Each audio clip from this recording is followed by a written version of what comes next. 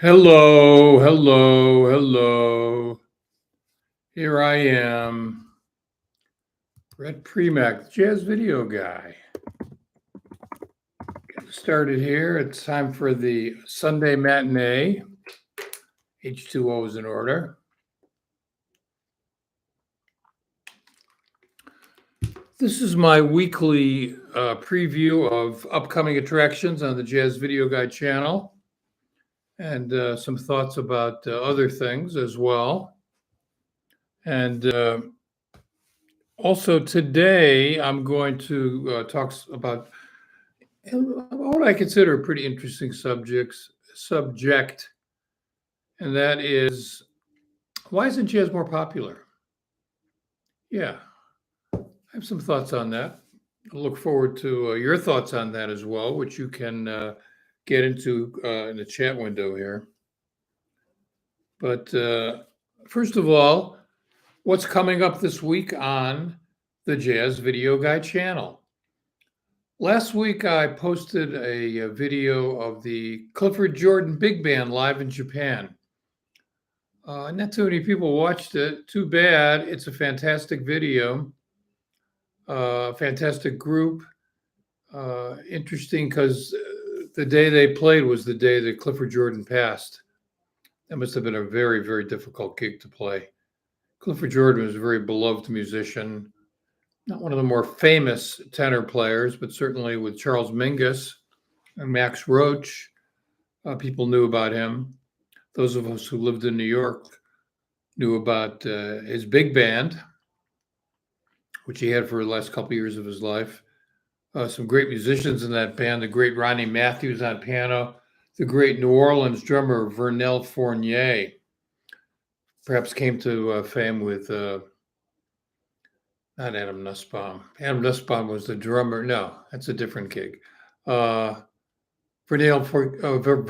Fournier came to fame with Ahmad Jamal. On Wednesday, I'm putting up an excerpt from my documentary about anti-Semitism.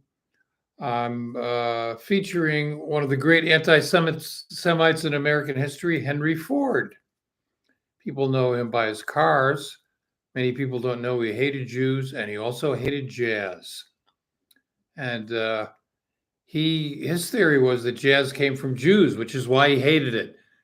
So the film goes into the excerpt that you can see goes into why Henry Ford was anti-Semitic, what his thoughts were, and what he said about jazz. And to answer Henry Ford, I brought in a guy that I have a lot of respect for, a pianist, composer, teacher named Ben Sidran.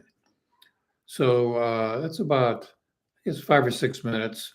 Some people would say, politics has no place on a jazz channel. Well, I happen to disagree. The thing about these videos is you don't have to watch them. That's right. You don't pay for it. Be nice if you did, but you don't. Okay, we're not going to get into that. Thursday, one of my favorite pianists and a wonderful man I had the honor to know, Mulgrew Miller, playing one of my favorite tunes, Softly as in a Morning Sunrise, from a European Jazz Festival. And Friday, another episode of the Michael Brecker podcast. You can't compare yourself to Michael Brecker. Once again, my friend Michael Pedersen is back, very close friend of Michael's, longtime friend. So he offers some thoughts. And they kind of grew up in parallel. Michael Pedersen was 3 years older than Michael Brecker. And, when you have a friend and your friend is successful, you sometimes wonder, why am I not successful? But as he gets into, you can't compare yourself to Michael Brecker or anyone else. I mean, I can't compare myself to other filmmakers. I went to NYU Film School. I studied with Martin Scorsese. Oliver Stone was in my class. Why didn't I make it big as a filmmaker? You just can't do that. Everyone is on their own individual journey. So before I get started here with today's topics, I would like to acknowledge an award that I received. No, it wasn't my Academy Award. It was instead something I got last year. It just got delivered. I was declared a jazz hero by the Jazz Journalists Association in Tucson. Jazz hero, jazz hero in Tucson. And they were kind enough to recognize my work. And I want to thank Howard Mandel and Susan Brink and all my fellow jazz journalists. I don't really consider myself to be a jazz journalist per se, although I've done a hell of a lot of writing about jazz musicians. Not a critic, because I can never describe the music. It always had such a profound impact on me. But it's nice to be recognized, and I appreciate the recognition from the Jazz Journalists Association. It's nice to be called a hero instead of a scumbag. I think most people on this channel like what I do, so that's a good thing. So why isn't jazz more popular? You're wondering. Now, you have your own thoughts. I mean, when I posted a preview of this, people already got on here and said some stuff. So let me say, first of all, there is nothing wrong with jazz. Jazz's popularity has nothing to do with the music itself. The truth is, jazz is alive and flourishing, perhaps not in the same commercial realm as something like hip hop or other music that reaches globally a lot more people. Nevertheless, there's a whole lot of people on this planet who love jazz, and there's a lot of people on this planet who play jazz because it's fun to play. It's challenging. So this has nothing to do with the music itself. You know, there's some really most of my videos on here are the masters, so to speak, my generation, close to that. I'm not in New York City anymore. I'm not totally tuned into exactly what's happening, but I know from the nightly webcasts that I watch from Smalls and Mesro, which is one type of jazz, for lack of better expression, pretty much straight ahead jazz, which is what I'm rooted in. But there's all kinds of different things happening. I mean, and a lot of young people. So I'm not worried about jazz. Sonny Rollins once told me you can't kill a spirit. Jazz is a very powerful spirit. It touches many. But I think there are some reasons why it's not reaching more people than it is. So I'm going to talk about that, and then I'm going to go to your comments here. People already started, leave a couple of comments. So you may disagree, or you agree, or you have some other ideas. I look forward to hearing them. First of all, let me say, first point I want to make here is that we are overwhelmed with content at this point. There is more content available for people to choose from than ever before.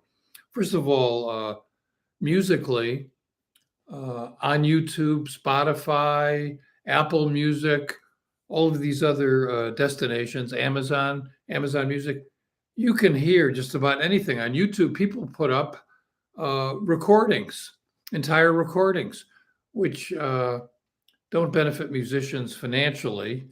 I'm not going to talk about that aspect of it today, although I'd like to get into that. I think it's important to talk about. But the fact that there is an abundance of content. In fact, there's too much content. You know, people are like overwhelmed. And certainly no quality control. I mean, it's up to the viewer or the listener to decide what they want to hear, what they like, what they don't like. Listening to music, I think, is a very subjective thing. What sounds good to me might not. I dig Albert Ayler. I don't dig Kenny G. Somebody who digs Kenny G might not dig Albert Ayler. That's fine. That's an individual's choice. But we're totally overwhelmed with content, and I think unless you really know what you're looking for, sometimes, unless somebody says, "Hey, check this out." You know, viral marketing has always been the strongest type of marketing. When someone says, "Hey, check this out," you know, check out this J.J. Johnson recording or whatnot. That's how we find out about it. I don't know how many people are exploring, although when you don't have to pay for it, you are probably more likely to explore. You know, on YouTube, you always get the recommendations on the side there, which is both good and bad. Which goes to my second point, and that is the attention span of people on the internet. Well, the attention span in general is like diminishing. People just with my videos, and this holds true with other videos as well, except for maybe cooking videos or plumbing videos or something like that, where someone's watching videos to learn. People watch like I lose 50% of the audience after the first minute, and then until the video ends, the viewership goes down until the end of the video. Only 20% of the audience remains. Now, I myself sometimes do the same thing. I'll check something out. It's not that interesting, and then I'll leave. But what happens with music is people don't give the music a chance. They'll give it 30 seconds, they'll give it a minute, and then doesn't really grab them. And that is not a good thing. So the attention span is less.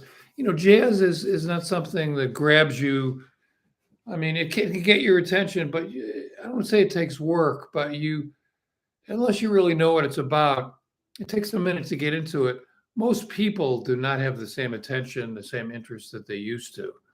I mean, it's really difficult to get people's attention. I mean, I just did a documentary film. Hardest thing, getting people to watch it, getting people to watch the whole thing. The film was an hour and 17 minutes long. When I put it up on YouTube for a while, before I started entering the film festivals, that I couldn't do that. People would watch 5 minutes, 10 minutes. That's it. They're gone. Also, some people watch the first few minutes, like it, and then they bookmark it and say, "I'll come back." They never come back. It just doesn't work that way. Why? Because there's so many other things to see. And I can't blame YouTube because YouTube's a business, although I don't like all of their policies. I like, honestly, there's less censorship on YouTube than there is on Facebook.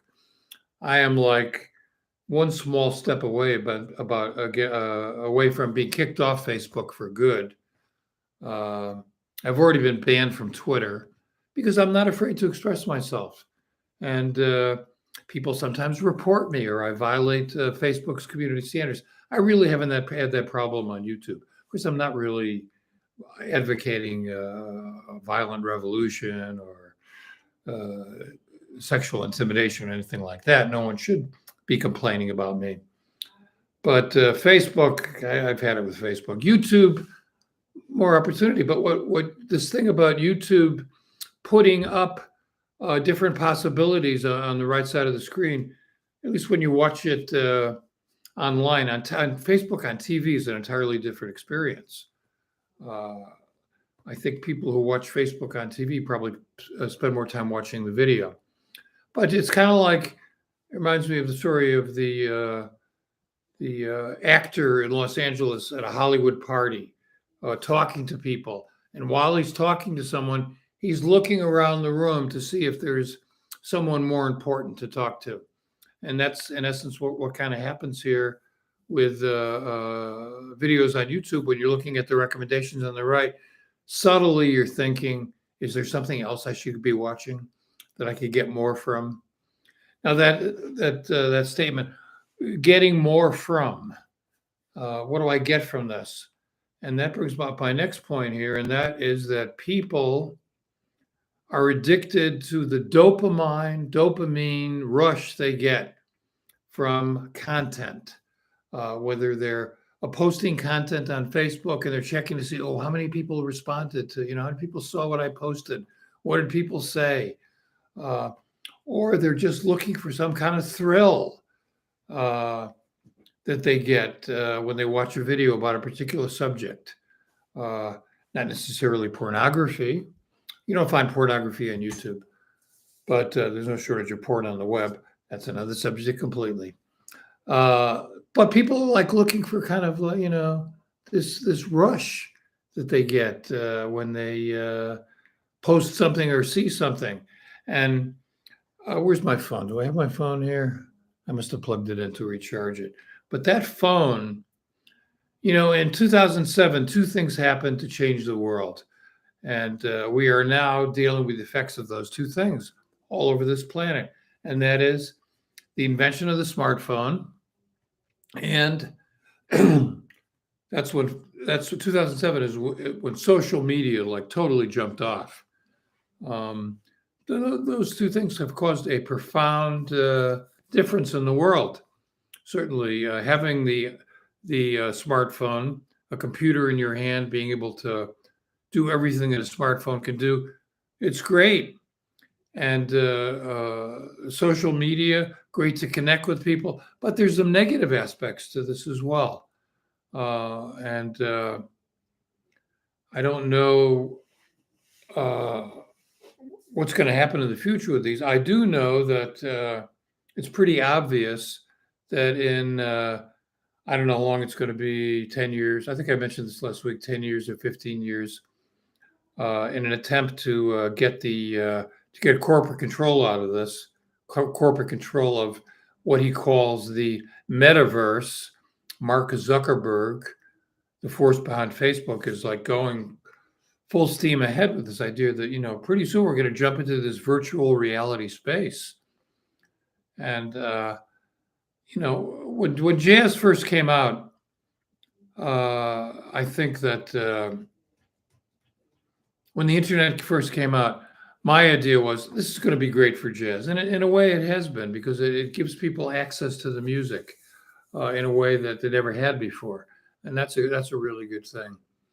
And I think when we get into that virtual reality space and people can actually go to concerts, unless you live in a big city, or you go to a jazz festival like the North Sea Jazz Festival, or one of the many jazz festivals around the world, you really can't hear the music live.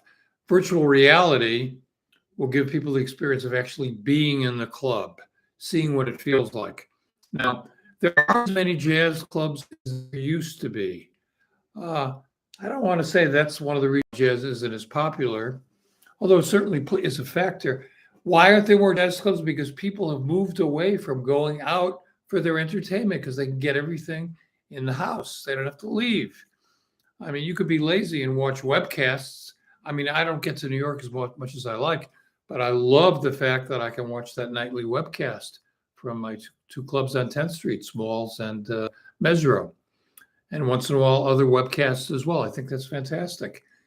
And I think when virtual reality comes in, people are going to be hanging out at clubs. They're going to be talking to other musicians, to other people who dig the music. The social part of it will be there. That'll be the next boost for the music in terms of helping to expand the audience. Now, part of the reason that I don't want to say jazz is diminishing in popularity, but at the onset of the internet and what's happening today, the biggest part of the jazz audience is aging. Now, I happen to be 72 years old. I don't fucking believe it. I feel pretty good. I've survived prostate cancer, open heart surgery. I'm still going strong, thankfully. But a lot of older people who listen to jazz are leaving us. Nobody lives forever. A lot of our great jazz masters are leaving us. I mean, some of our greatest masters, well, there's two people in particular I think of, our elders like Sonny Rollins and Benny Golson. They're both in their 90s. They're not gonna be here forever. Sonny can't play anymore because of a respiratory problem. Benny Golson's still out there doing it. Then you got people in their 80s, like Herbie Hancock, Wayne Shorter. They're not going to live forever. Both have continued to create. Herbie's still going. I mean, Herbie's out with the band, and Wayne collaborated with Esperanza Spalding on an opera that was in New York and LA, and hopefully will be more places. And someday I'll talk about Wayne Shorter in more detail. I've had the honor to spend time with him, some really great quality time. Incredible man. And he's still with us, but these people are not going to be with us forever. And we got to celebrate them and enjoy them while they're here. Of course, their music is eternal. But my generation, the baby boomer generation, we did not embrace jazz like our elders. This was because in the 1930s and 40s, jazz was the popular music, the form of jazz called swing music with the big bands. A lot of people enjoyed dancing and listening to jazz, and it was really, really popular. And then, and of course, a lot of incredible musicians came out of the big bands and went on to the economics of it changed. Smaller groups became more viable. It became more difficult to put a group of musicians on the road. And also, my generation, we were the generation of the Beatles and that whole thing that happened. We weren't uh, into jazz, although there was an attempt to bring more people under the tent of jazz in the late 60s and 70s with the advent of fusion music or jazz rock or whatever you want to call it. That was a very, very exciting time that I was present for when Miles recorded In a Silent Way and Bitches Brew and Herbie and Chick and Weather Report and Mahavishnu Orchestra and just incredible. And a lot of people who listen to rock music dug that. Miles and Charles Lloyd and a bunch of other people played at the Fillmore East and Fillmore West. So in an attempt to get more people into the music, also because they just wanted to like bring in some new life to the music, that thing happened. Now, what also happened after that point was what I would call I hate to categorize things, and that is another reason why it's difficult to bring a big audience to jazz. I'll talk about that in a second. Was this advent of smooth jazz? I was one of the first people who worked on a major jazz website that Larry Rosen, who with the popular, talented pianist composer Dave Grusin formed GRP Records, and they developed this commercial form of music that had some jazz elements called smooth jazz. That was the debut of Kenny G and that whole thing. And for people who found regular jazz a little too much, they liked it. It remains popular. I personally don't enjoy listening to it. There's a lot of really good musicians who play that music, certainly. And as jazz radio stations started to disappear with the disappearance of jazz clubs, fewer jazz clubs, we also lost in the past 20, 25 years, a lot of the jazz stations that were on the radio. When I was a young guy growing up in the early 60s, that's one of the ways that I found out about the music. I would listen to the nightly Golden Sound of Jazz on WCCC-FM with John Burchard. And that's how I found out about Cannonball and Coltrane and Art Blakey and the Jazz Messengers. And there was a DJ, and he would talk about the music, and he would give the personnel, and commercially that became no longer viable. National Public Radio stepped in. There were a lot of jazz stations on NPR, and then NPR, in response to the rise of conservative talk radio, our friends, I don't want to say our friends, they're our enemies. Well, like Rush Limbaugh and Bill O'Reilly and Glenn Beck, they said, we got to stand up to that. So NPR became essentially talk radio for liberals and is in opposition to the whole thing. And we lost most of our jazz stations. There are very few full-time jazz stations in the United States and around the world, basically just a handful. But that has been replaced by radio stations on the internet. They're not terrestrial radio stations, but many, many countries all around the world have jazz stations on the web. Very easy to get it, very easy to listen to. TuneIn Radio is one way you can access them. Apple Radio, part of Apple Music. So there are radio stations, but they're different than the radio stations that I grew up listening to because you don't find much talking about the music. I think that's important. When I was the other aspect of why I think jazz might have lost a bit of an audience is because the way that we actually purchase the music. Back in my day, and when I was a teacher, I taught for 5 years at a local college here, documentary filmmaking. And when I first started teaching, I noticed the big difference culturally between my students and myself. And whenever I would say, well, I remember when I was a kid, they didn't want to hear that. They had, that was like when I was a kid, I don't want to be lectured about, well, in my day. But there's some truth there in that the way people bought music before the advent of CDs, we're going back to LPs, maybe the beginning of cassettes, you would go to a record store. That was a social experience. You would meet other jazz listeners there. You would talk amongst yourselves about the music.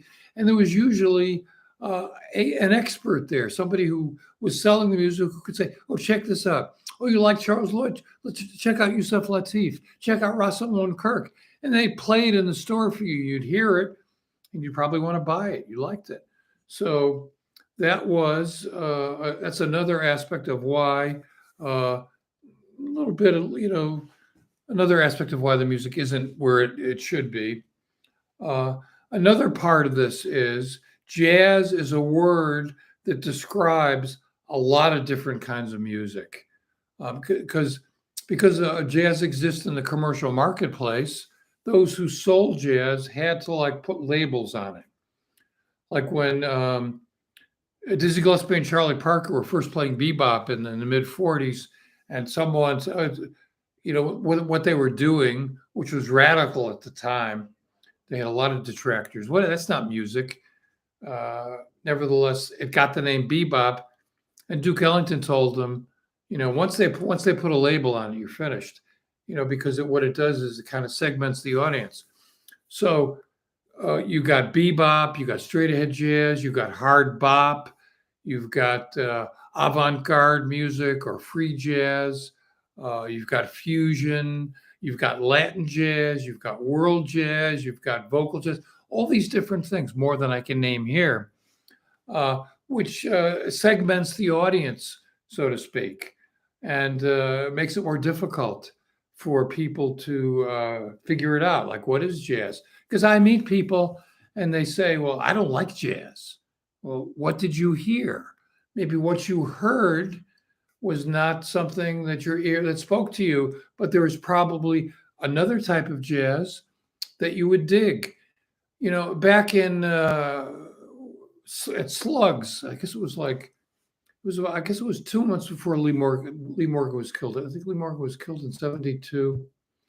Keith Jarrett's quartet was playing at Slugs. His American quartet, he had Dewey Redman and Charlie Hayden and Paul Motion. That was a great band. And Guillermo Franco was a percussionist. And Keith Jarrett at that time, this is after he left Miles, kind of straight ahead, but also kind of adventurous. And I was driving a cab. I was a New York City cab driver at the time. By the way, look for my movie, Rough Ride, here on my channel. When I was going to film school, I was driving a cab at night, going to school during the day. Anyway, I had a friend who was a cab driver, and I was he said, I told him, I'm going to go down to Slugs and hear Keith Jarrett this weekend. He said, who's that? I said, well, you could come, but I'm not sure you're going to like it. He said, okay, I'll give it a shot. We went to the club. We sat right in front of the bandstand. This was a guy who was heavily into rock and roll, as I was at the time. I mean, I'm a child of the 60s. I loved all the Jimi Hendrix. I got a chance to see Hendrix live, and The Who, and Procol Harum, and Electric Flag, and some really great music back then. This guy was into that. So he sat down. He had no basis in jazz or improvisational music. What he heard there and felt there was so powerful, it grabbed him, and he was blown away by it. He became a jazz fan just from that experience.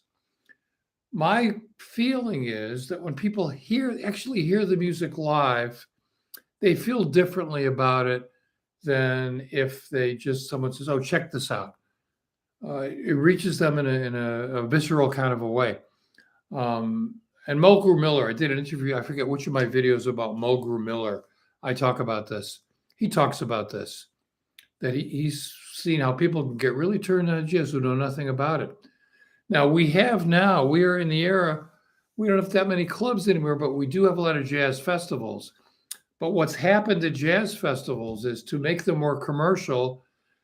Sometimes like 80% of the music that's played is not jazz in any way, shape, or form. They bring people in with these other groups I won't name, but they're more pop oriented or more R&B oriented. I mean, when I went to the North Sea Jazz Festival, which is a fantastic experience, by the way, because there's 13 different stages playing different music, different groups every hour, everything from a solo piano room to like a stadium. I heard Earth, Wind, and Fire. This was when Maurice White was still alive. Maurice White was a jazz drummer. He played with Ramsey Lewis. And there were some jazz elements in Earth, Wind, and Fire, certainly. And people loved it. But some would say, well, it's not real jazz, not pure jazz. I'm not going to get into what is pure jazz, what is not. I'm just happy people like the music, get something from it, and they listen to it. And these jazz festivals, be they the fact that they're not totally jazz, that's okay. Maybe that will open something up to people that will get them to hear the music. So I think there's a combination of these different factors. There's another factor as well that I think may be the most important factor, and that's what I call, well, there's actually two things here I want to talk about. One is our culture is a celebrity-oriented culture now. People are more focused on what a celebrity is doing more than a cultural aspect. Herbie Hancock wrote a letter or an editorial someplace and talked about this very thing. What people seek out now is culture. In our culture is celebrities. Celebrities become like all important. I don't have a very high opinion of most celebrities. In fact, I would like to see most celebrities and politicians line up, get into a rocket ship, get off this planet, and leave forever. I don't like celebrities. I don't like politicians. But nevertheless, people tend to coalesce around certain personalities. One of the reasons that jazz became popular in the early days was because of one man, and his name was Louis Armstrong. Louis Armstrong, in addition to being a great musician, had an incredible personality. I mean, when I was a little boy, 8 years old, my family used to watch a show on Sunday night at 8 o'clock called The Ed Sullivan Show. This is a variety show, different performers on there, comedians and acrobats and ventriloquists and different types of music. And someone who was a regular on that show was Louis Armstrong. And I didn't know anything about the music. I mean, my dad was a musician. There was music in my household. But when I saw Louis Armstrong, something about that really grabbed me. I wanted to climb into the TV set and become part of that. And not long after that, my parents, I think it was 1959 or 60, they bought their first hi-fi. And they bought two records. One was the soundtrack from the Broadway show of My Fair Lady, and the other one was Duke Ellington Plays the Nutcracker Suite. I didn't know Duke Ellington, but I knew the Nutcracker Suite, which is a staple among holiday concerts. And I knew it. I'd heard the Nutcracker Suite many times. And hearing Duke Ellington play it, it was like, what is that? What is that? That was wild. And that kind of between Louis Armstrong and Duke Ellington, that became, part of my journey for getting into jazz. And I was lucky in that I grew up in a place that was halfway between New York and Boston. I had an opportunity to see live jazz. By the time I was 15, I'd already seen Duke Ellington, Count Basie, Maynard Ferguson, Stan Kenton, Canville Adderley, Sonny Rollins, Booker Ervin, just fantastic. That was really wonderful. I'm so lucky. And the last thing I'm going to mention before I go to your questions and comments, and I can see people have been participating here. Thank you very much. Is that I think the way people, listen to music in general has an impact. And that's one of the negative aspects I think about the technology. And that's the MP3 file, which condenses the music because it's transportable, easy to put up on the web, to share, and so forth, but takes a lot of the dynamics out of the music. Some of us used to listen to music on a stereo system with a turntable and an amplifier and maybe a preamp and some really great speakers. And it was more of an audio experience. And I think when you listen to music that way, you hear things. I think, first of all, it helps you to focus your attention on it. And you hear things that you normally wouldn't hear. All of a sudden, the MP3 file came along, and also the smartphone, and people began just to listen to their music on their smartphones, sometimes with headphones, sometimes not. But I think that diminished the music in a number of ways. And now I have a very talented cousin named David Chesky. You may know his music. David and his brother Norman formed an audiophile label called Chesky Records. They specialized in recording music with fantastic microphones and releasing it in a way that's great. Of course, if you had a good stereo system, that would help. With all this condensed music, difficulty for them to keep that going. So they put up a website that I highly recommend called HD Tracks. When you buy MP3 files on there, you can get them in other formats. So the music is not compressed. It costs $1 or $2 more, but you get a much greater audio experience. They have FLAC files, they have AAFF files, and the music sounds better. I highly recommend that. But here's the sad part. Most people do not buy music anymore. Most streaming came along. And I remember when Napster first came out, and I embraced it. I mean, certainly the opportunity to download all these files. There's always a lot of blowback against the record labels. If you liked one song on an album, you had to buy the whole song. I had to buy the whole album. People would say, "Oh, well, record labels make enough money," and then all of a sudden, well, I don't know. I'm getting a report that my sound is in and out. Hello, 1, 2. Let me see here. Okay, I'll get closer here. I don't know what's going on with my microphone, but I lost my train of thought. Oh boy, that's what happens here. Oh, some people still buy music. Most people don't. Most people get it. People want convenience now. Convenience became more popular than quality. The convenience of I can just get. Let me see if I can make an audio fix to my audio here to fix my volume here. Give me 1 second here. Sound. Okay, how about that? Let me go with my input. Oh, okay. I apologize for not being louder. That's probably going to be better. Okay, where was I here? All right. No, I don't know. For some reason, the audio is not being picked up on the live stream. I was doing live streams for a while using different software, and I stopped doing that. It was just too much for me. One-man band. So I've gone back to just one thing here at YouTube, using YouTube streaming. So for some reason, today's broadcast, the audio is a little low. I'll fix that.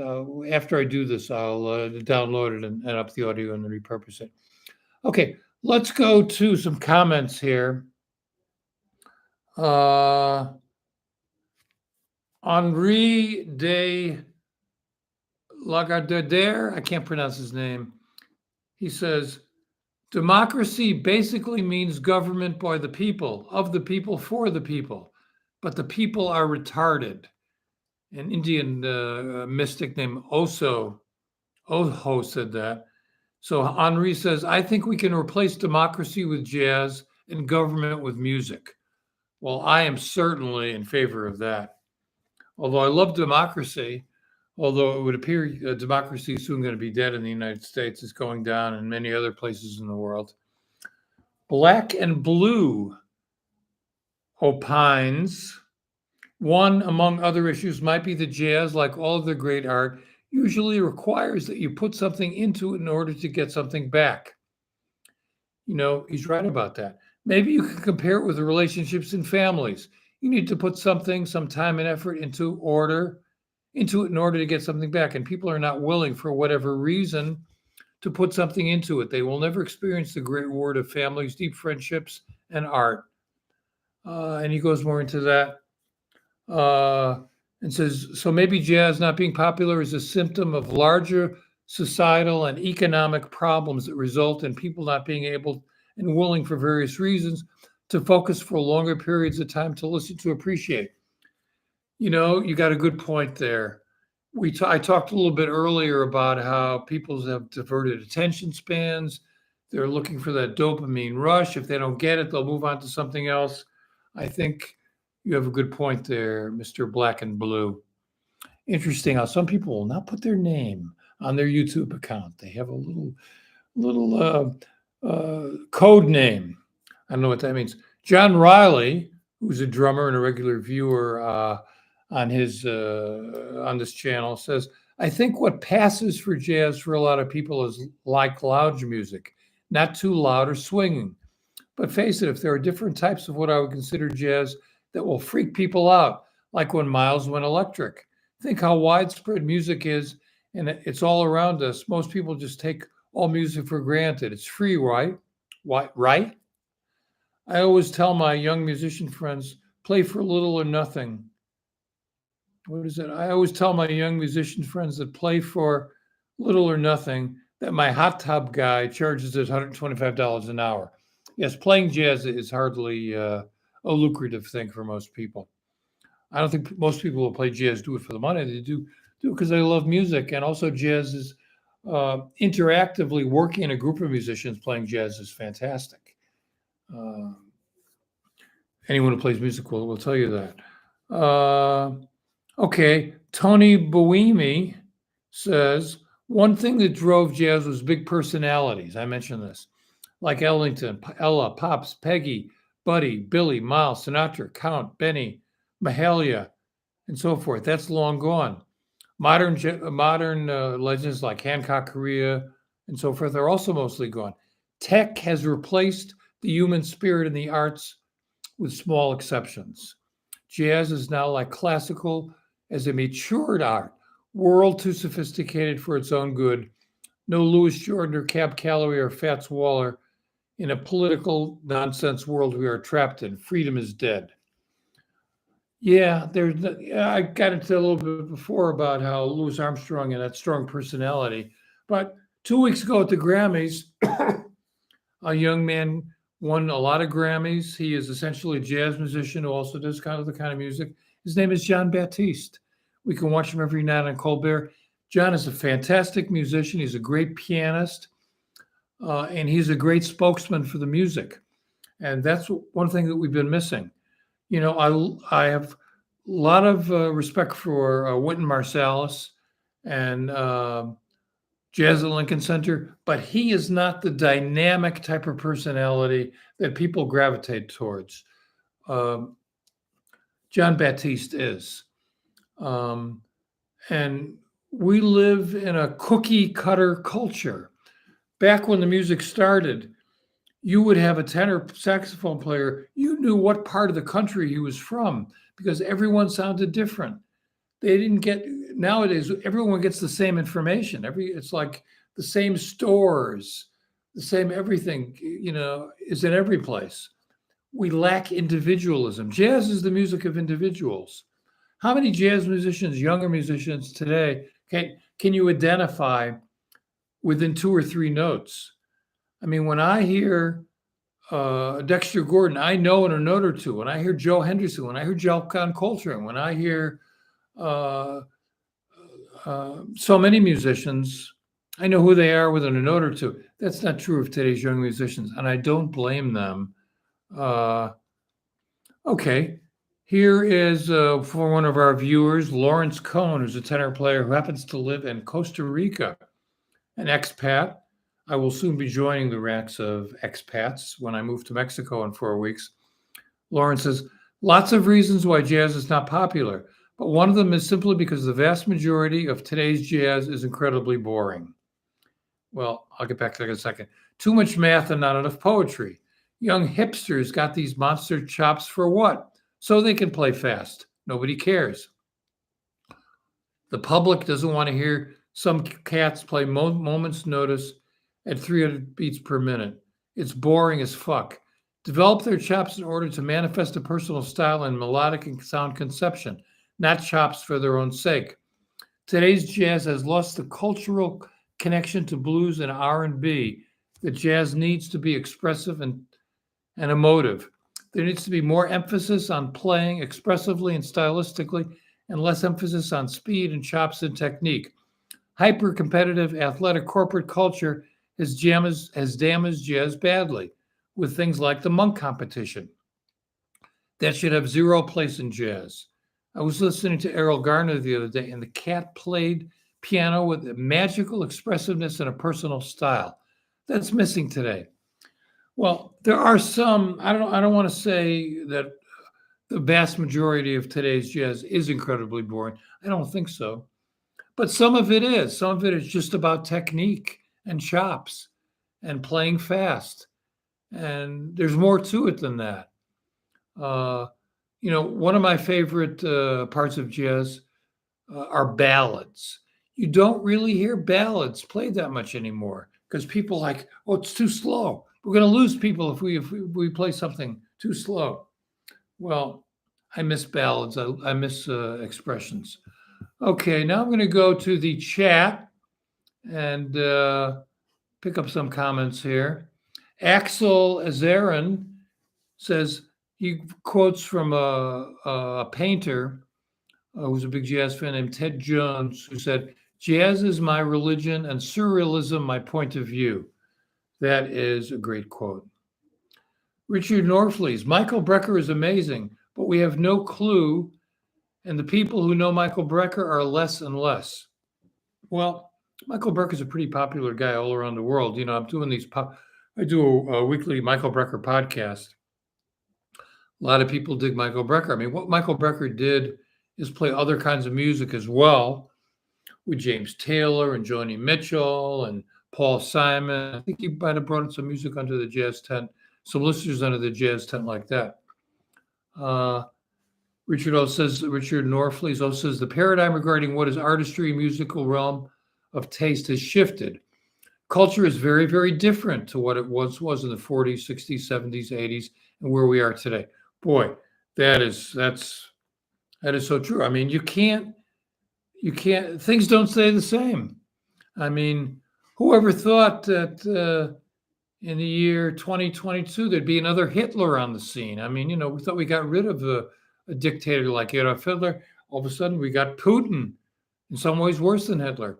And our friend in China, Xi Jinping, another potential really negative force. But we can't do anything about that. We cannot change the culture in terms of giant corporations controlling what we see. It's too much. Too bad. Okay, Rodney Golden. Jazz is an esoteric art form. There's aspects of that, but jazz, comes from the blues. I think there's some feeling there that can't be disputed. Superman's daddy, I thought that was Jor-El. That was in the first Superman movie. That was Marlon Brando. Says, I just discovered Anur Anouar Brahman via YouTube, as well as obscure Italian jazz. Yeah, there's a lot of jazz on YouTube that we don't know about that you can check out. Rodney Golden says again, jazz could be regular, but it's not. There are as many people as there are opinions. You know what they say about opinions? Yeah, well, one thing, a couple of quotes about opinions. Opinions are like assholes. Everybody's got one. And then the other thing is put 3 Jews together in a room. You're going to get 5 different opinions. Richard Bell, I'm one step away from completely deleting my Facebook account. Yeah, I know what you're talking about. Juan Garcia, jazz is full of color. Nice. While other music is in two only or simple. Jazz has infinite expression. I tend to agree with that. The complexity, the emotional content of jazz is much, much greater than most other music. More in line with classical music. Maybe that's too much for some people. I don't know. Superman's Daddy is back with us a dearth of jazz clubs. Yeah. But there are small clubs and there are festivals. It's just that people don't go out like they used to. And also the economics of putting a touring band together isn't what it used to be. Let's see here. When I heard Zappa, okay, Frank Zappa. Speaking of Frank Zappa, I once at the Boston Globe at the Boston Globe Jazz Festival, I saw Rahsaan Roland Kirk jam with the Frank Zappa and the Mothers of Invention, and they had no problem playing together. Axel says, when I heard that Zappa cited Cecil Taylor and Eric Dolphy as influences, I started sharing with people who taught me, and I think that curiosity to search beyond what is given is what is missing. People aren't as curious as they used to be. I certainly felt that with my students when I was a teacher. When I was growing up and getting into filmmaking, I was very curious about older filmmakers. I don't think young people have that same interest. Rodney Golden said, high art isn't for everyone. It never was. And people have as many reasons for listening to different forms of jazz. Okay, let's see here. What else we got here? Hello, Joyce. Okay. Willie Jordan, hip hop ruined just about any chance for jazz to regain its status as a popular music. I would like to argue that groups that I grew up listening to, like Earth, Wind, and Fire, had strong jazz-like elements. Yeah, I mentioned Earth, Wind, and Fire. I think hip hop and rap music are a very valid cultural form, but I don't find the emotional content in there. I don't find very much musical content. And that became the music of the Black community.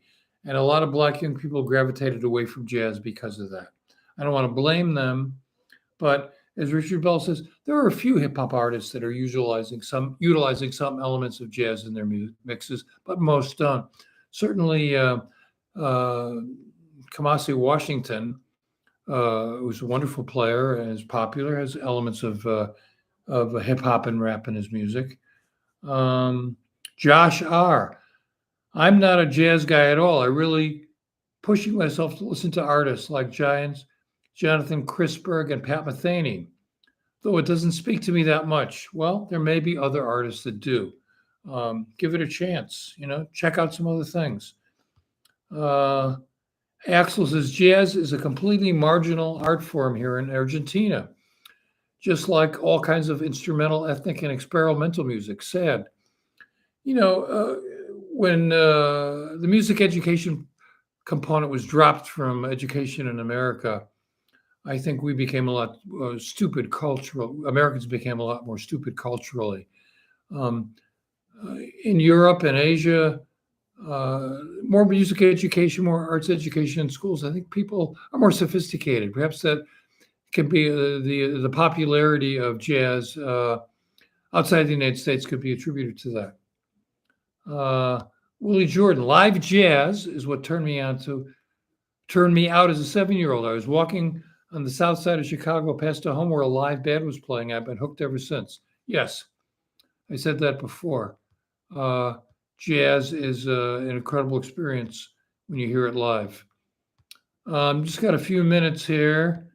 Richard Norflies, man, I've been a player, spectator, and witness to the jazz phenomenon, not as a New Yorker. That's another reason jazz is dead, because the world doesn't relate to local New York culture. I'm not sure about that. Let's see here. Jazz has become a bit esoteric, yeah, in some ways. Okay. Max, who's making wax, hopefully, says there's a scene in a modern Netflix series called I Think You Should Leave. One of the scenes is making fun of a jazz snob's pompous negs on the dinner party host's record collection. Speaks volumes. Yeah, I would say some people have this perception that jazz is the music of snobs. And, if you don't listen to jazz, you're not hip, you're not cool. Well, I don't agree with that. And I don't look down on people. Whatever people want to listen to. I mean, let's face it. Music makes people happy. Music makes people feel good. It usually doesn't inspire people to kill each other, although there is some music that's kind of angry.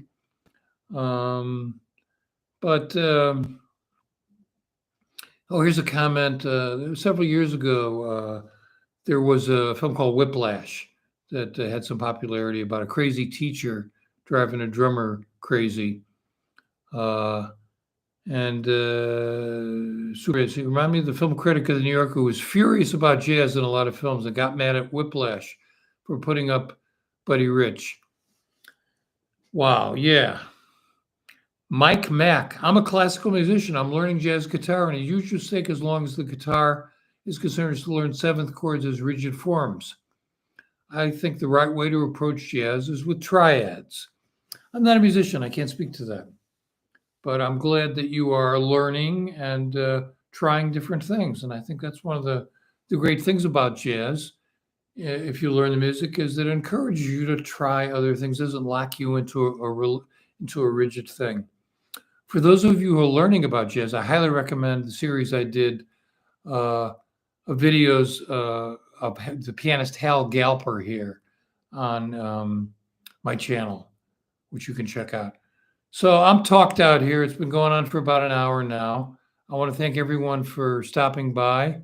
I may revisit the subject again in a future broadcast. I'm not sure what I'm going to talk about next week. Maybe I'll talk about how jazz musicians are getting screwed by technology companies. You know, it used to be the record labels that fuck jazz musicians.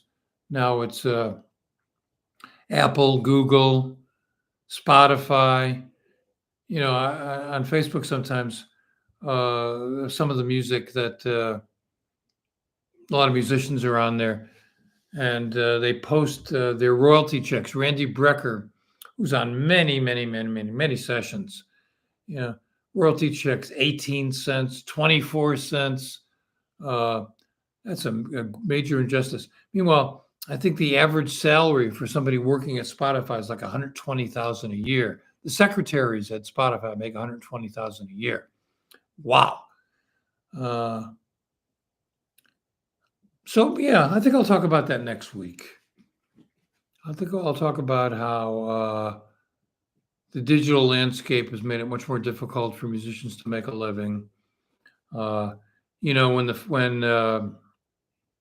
the internet came along, it's going to level the playing field. That is total bullshit. It didn't level the playing field. It made it harder. But there are some things that can be done.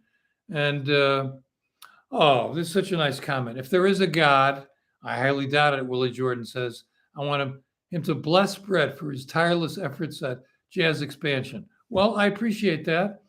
You know, I appreciate the kind comments people leave about what I do here. I love jazz. I always have. It's always been a major part of my life. And somehow I found a way to take my filmmaking jazz, put it together as a jazz video guy.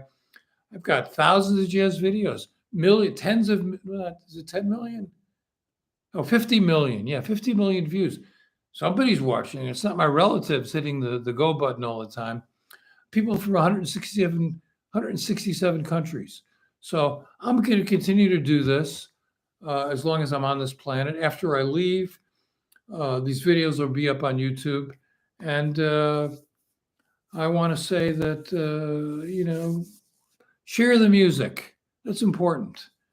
And that's all I got to say today, everybody.